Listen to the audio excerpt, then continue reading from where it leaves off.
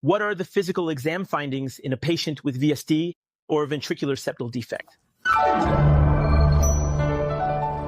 To assess the characteristics of the murmur and thrill caused by VSD, we use the acronym SCRIPT. The best place to hear the murmur caused by VSD is the LSB, or left sternal border. The letter C stands for character. The murmur caused by VSD is harsh and blowing in quality. The letter R represents radiation. Because the murmur from VSD is usually intense, it can be heard throughout the entire precordium and chest. In a patient with VSD, there is a defect in the interventricular septum. And since the pressure in the left ventricle is 120 to 0 and in the right ventricle is 20 to 0, because of this high pressure gradient, blood flows from the left ventricle to the right ventricle throughout the entire systole. The letter I stands for intensity, or the loudness of the murmur. And as we mentioned, in VSD, the murmur is very intense. That's why, in terms of grading, it's usually above grade 4 and is accompanied by a thrill. So if we place our hand on the patient's chest, we can feel the turbulence of the blood flow and the vibration under our hand. The letter P stands for pitch. Hissing caused by high-frequency VSTs. The T indicates the timing of the murmur caused by VSD, which varies depending on whether the VSD is muscular or membranous. In a patient with a muscular VSD, we have an early systolic murmur, meaning the murmur has a decrescendo pattern. But in a patient with a membranous VSD, the murmur is holosystolic. That means it can be heard throughout the entire systole, from S1 to S2. What's the reason for this? Because in a patient with a muscular VSD, the location of the defect is in the muscular part of the septum. That's why during systole, when the left ventricle contracts, all the walls, including the septum, contract as well, which in turn limits the defect site itself. For this reason, the murmur caused by it is only heard at the beginning of systole. But in a patient with a membranous VSD, the defect is located in the non-muscular part of the septum, and after the left ventricle contracts, that area remains open. As a result, there is a persistent pressure gradient from the beginning to the end of systole, and blood continues to flow from the left to the right side.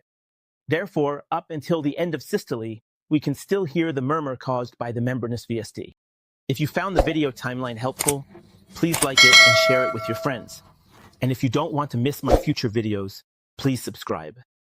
Besides the characteristics of the murmur itself, what are the other physical exam findings in VSD?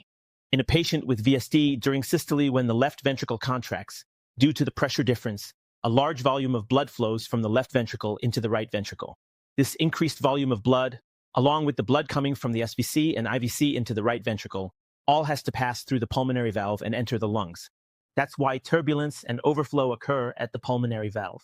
As a result, this leads to functional pulmonary stenosis, PS. A mid-systolic murmur can be heard, and then this amount of blood enters the lungs. In the lungs, the blood gets filtered.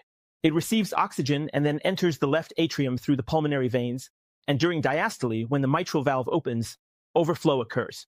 This happens at the mitral valve, which is normal. So this leads to functional mitral stenosis, MS. A mid-diastolic murmur can be heard. So in patients who have VSD, both a functional PS murmur and a functional MS murmur are present. What are the findings of VSD in auscultation? In these patients, we have a wide splitting of S2. That means the second heart sound is heard as a split. First, we hear A2 and then P2. Because, as we know, during inspiration, when venous return increases, the time it takes for the right ventricle to empty gets longer. That's why the pulmonary valve closes later than the aortic valve. In other words, P2 is heard later than A2. This is called physiological splitting of S2. In patients with VSD, when the left ventricle contracts, some of the blood exits through the aortic valve and some passes through the VSD into the right ventricle. So, because the left ventricle empties sooner, the aortic valve also closes earlier. And on the other hand, since a large amount of blood enters the right ventricle, it causes the pulmonary valve to close later.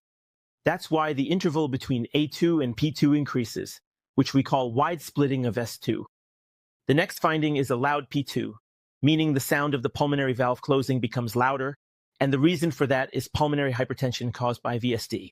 On palpation of patients with VSD, we have a hyperdynamic precordium and the PMI is increased. In patients with VSD, the left atrium and left ventricle become enlarged, but the right side of the heart, that is, the right atrium and right ventricle, remains normal. What's the reason for that? because in patients with VSD during systole, blood flows from the left ventricle into the right ventricle, and since the right ventricle is also contracting during systole and is sending blood out. The blood that enters the right ventricle from the left ventricle does not cause the right side of the heart to enlarge. So, as a rule, the ventricles only become enlarged and dilated when blood enters them during diastole. But this volume of blood, which enters the right ventricle during systole and does not enlarge the right ventricle, gets pumped out, enters the pulmonary artery, then goes to the lungs, from there into the pulmonary veins, from the pulmonary veins into the left atrium, and after the left atrium, it enters the left ventricle. And since the blood enters the left atrium and left ventricle during diastole, it leads to enlargement and dilation of the left side of the heart. And this enlargement of the left ventricle can be felt as an enlarged PMI and a hyperdynamic apex on palpation. How does the murmur caused by VSD change with cardiac maneuvers? VSD is afterload dependent, and any factor that increases afterload will make the murmur louder. Therefore, with hand grip and squatting maneuvers, since afterload increases, the VSD murmur also becomes louder. But with standing and vasodilators, since afterload decreases, the intensity of the murmur also lessens.